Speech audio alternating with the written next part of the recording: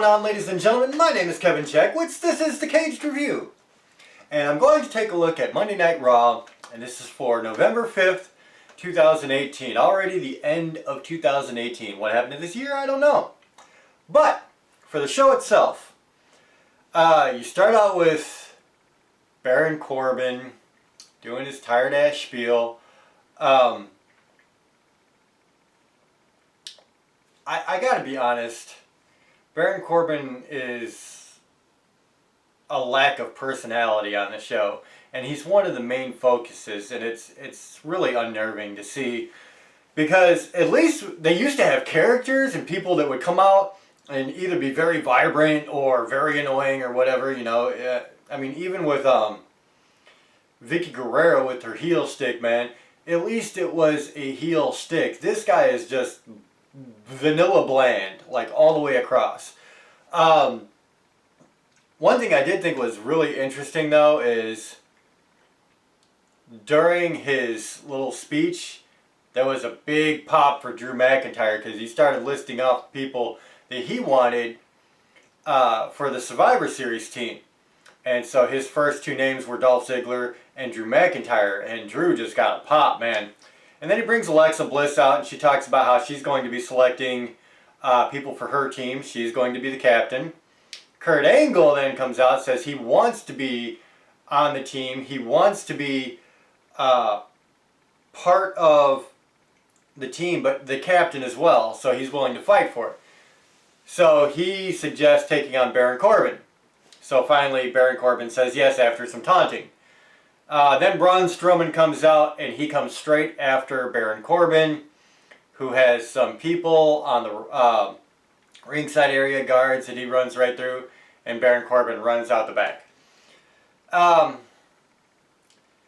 it was, I don't know, man. It was whatever. I'm not a fan of Corbin. We'll see how Survivor Series turns out. So far, the last two pay-per-views have been absolute trash. And let me say that Evolution was not trash because of the women. I've said before it's trash because of the way WWE booked it, the way they promoted it, and the way they produced it. And that's really what it came down to. The women themselves could have had a spectacular pay-per-view, and there were a couple of really good matches in there. But WWE just really didn't care about it, and you could tell. So moving on, your first match is actually an Evolution rematch. Sasha Banks, Bayley, and Natalya versus the Riot Squad. A tough one here. This is a tough one. The match itself was decent. It was, you know, whatever it was. The ending really kind of threw me. And I don't even know that there was an ending. I guess it was a double DQ, or a double countout rather. Because Natalya, in a backstage interview, said she was going to wear her dad's shades that he used to wear to the ring all the time. And she was going to dedicate this match to the memory of her father, which obviously hits a very personal note. And then at the end of the match, Ruby Riott grabs those sunglasses and breaks them. And Natalya's crying, and the Riot Squad are walking back up the ramp. Sasha, Bayley, and Natalya are outside the ring. Natalya's crying. And they throw the match out, basically. I don't know, man. I don't know how I feel about that. I mean, obviously, you know, they're probably not her dad's sunglasses, and everything's set up like that. So it doesn't really have the impact that it should. But I just thought it was a weird ending, too. So, I don't know, man. I'm probably being overly critical, but it just didn't work for me. And that, honestly, is just a personal preference, personal flavor. I only do these reviews as a fan anyway. It's not like I know anything about the business. I've always said that. But as a fan looking at it, it's just like, I don't know. It didn't hit a home run with me. So, it is what it is. Some things work, some things don't. And I don't think it was really anything wrong with anything that anybody did. I really didn't like how they finished the match with just a double count out. And, you know, those were the stakes, breaking of the sunglasses. I get they're trying to hit the emotional angle there, but honestly, I think sometimes WWE does that shit a little bit too much. if I'm being honest. So after that, you got a Braun Strowman bit. He's looking for Baron Corbin. And then you have Jinder Mahal versus Apollo Crews. And I've said for a while that Apollo Crews, dude is crazy athletic. Like, he was started coining the phrase human highlight reel, which I forget who else used to call himself that.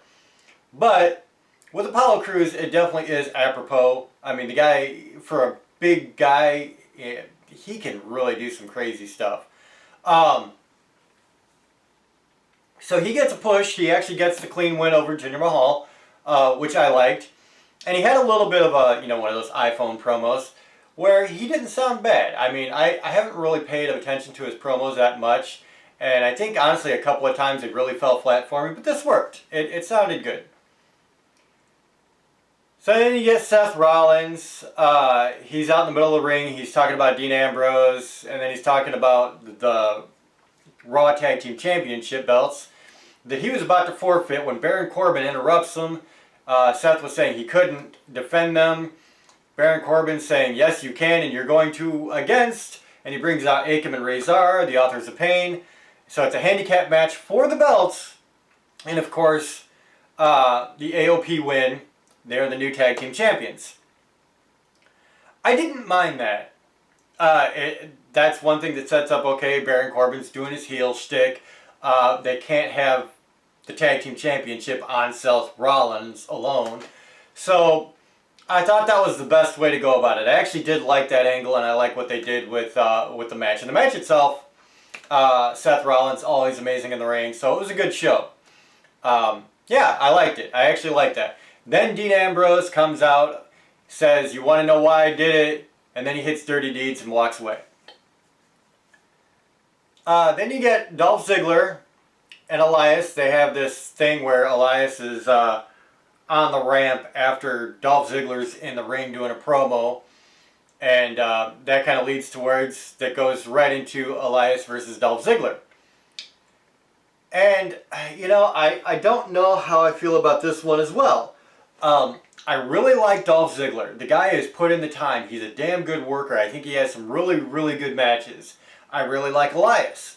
He's got a hell of a lot of charisma. He's definitely over as you can get. I really wanted Dolph Ziggler to win because, I just feel like I really want Dolph Ziggler to have that big push again. Where he's looking towards a world title belt or something. Like, I really do believe he's that good. But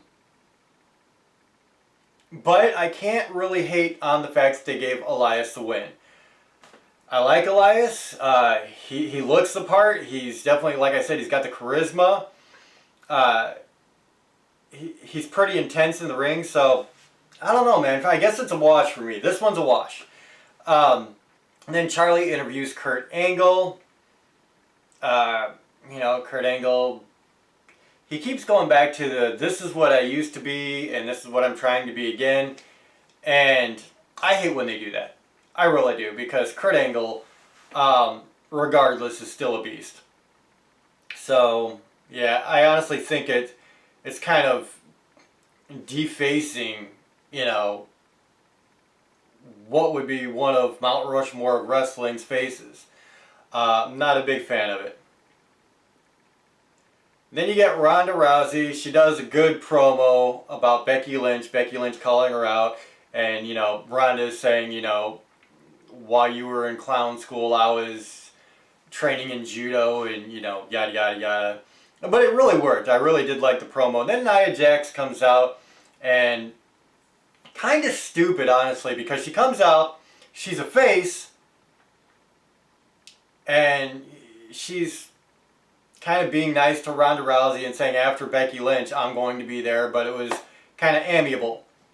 Well, then Nia Jax has a match with Ember Moon. Nia Jax wins, clean, okay, no big deal.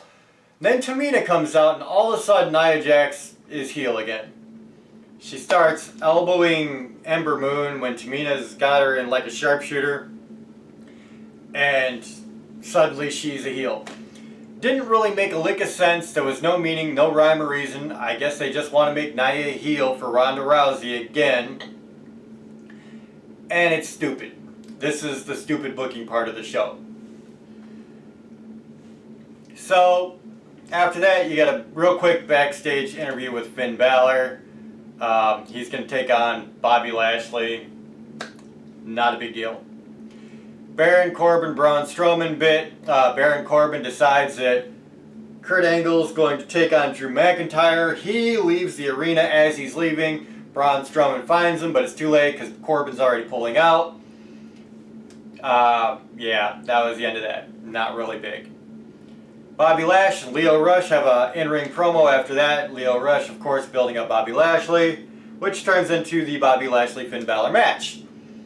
Back and forth, it looked like Finn Balor might win a few times. There was an interference by Lio Rush. And finally, that interference costs the match. Bobby Lashley gets the heel win. Then there was actually a kind of a cool moment. They are definitely pushing Drew McIntyre to the moon right now, which I love. Absolutely love. I think it's the one thing that WWE is doing very right at the moment. And I say that because Drew McIntyre, he spent the time in the gym. He's got the physique now, but he's also got the athleticism. He's got the look. He's definitely bringing out more personality too in his promos and in his movements, his mannerisms in the ring. He's got this like Randy Orton-esque thing where he kind of slithers back when he hits a big move now. So I really like Drew McIntyre. I think it's one of the most deserved pushes I've seen in a while. But to that, Drew McIntyre comes out right after the Bobby Lashley-Finn Balor match. They're both still in the ring. Bobby Lashley standing tall. Drew McIntyre gets right in Bobby Lashley's face and says, "I dare you to do something." And Lio Rush kind of backs Bobby Lashley off. But I love how they're giving Drew McIntyre, you know, this facade that he's just super badass, which I love. And then he hits the Claymore kick on Finn Balor. He picks Finn Balor up. It looks like they're going to be friends. Hits a Claymore. And then you have Drew McIntyre and Kurt Angle. And this match was hard for me to watch, honestly. Most of the match, it was a squash match. Drew McIntyre just running over Kurt Angle. Kurt Angle eventually got some steam. It didn't last long.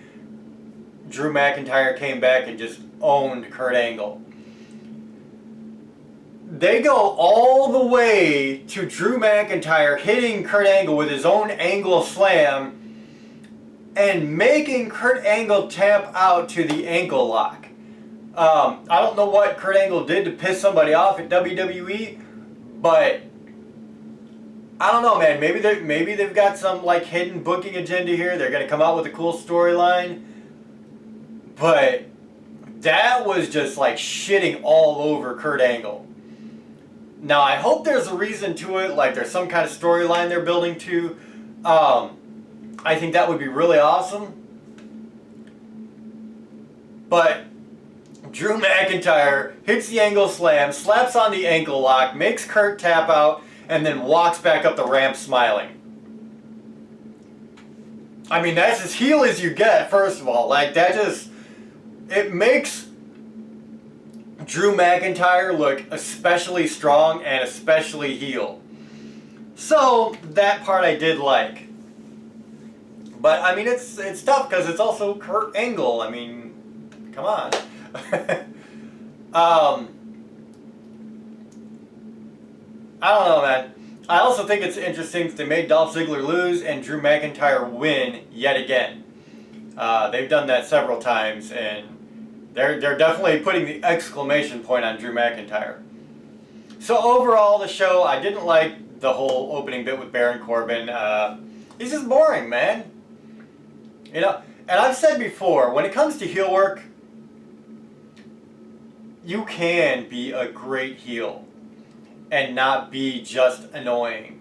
You can be a great heel and not just shoot for cheap shots at the crowd or the hometown. And if you look at people like Samoa Joe, that is prime example. Prime real estate for heel. Kevin Owens, another great example. Chris Jericho, another great example. CM Punk when he was in there, of course. Stone Cold, The Rock, you know, all these guys that were amazing heels when they were, and even AJ Styles when he was a heel, man. So it's like, I just don't get into that build. I said the same thing with Carmella. I've said that I like her much better as a face, but I don't like cheap heel work, or in this case, boring heel work, and it just doesn't work for me. So Baron Corbin, thumbs down. Sorry, that's the way I feel. Other than that, though, the show wasn't bad. I mean, it wasn't good, but it wasn't bad. Um, it was enough to keep me glued to the TV, and not so much that it really, got me super invested in anything. The lineup for Survivor Series does look pretty good, though, so far. So hopefully they start building towards that and the shows start getting better. I wish they would get rid of this Nia Jax shit, though. She wasn't good in the last round with Ronda Rousey. It's not going to be good this time. That's just the way it is.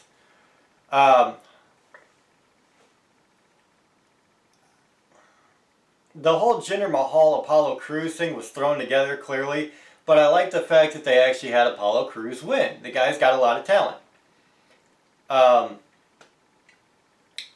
There were a lot of things that were a wash, though, too. The Evolution rematch with the Riot Squad was kind of a wash.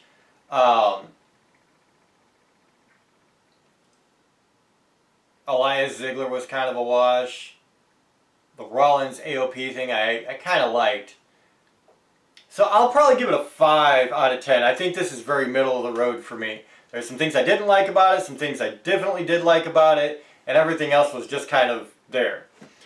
So 5 out of 10, I think that seems fair for me. Let me know what you guys think in the comments, and let me know what you think about this McIntyre push. I really love it. I do. So if you enjoyed this, hit the like button, subscribe, and share. My name is Kevin Jackowitz. Kaged Nation, out.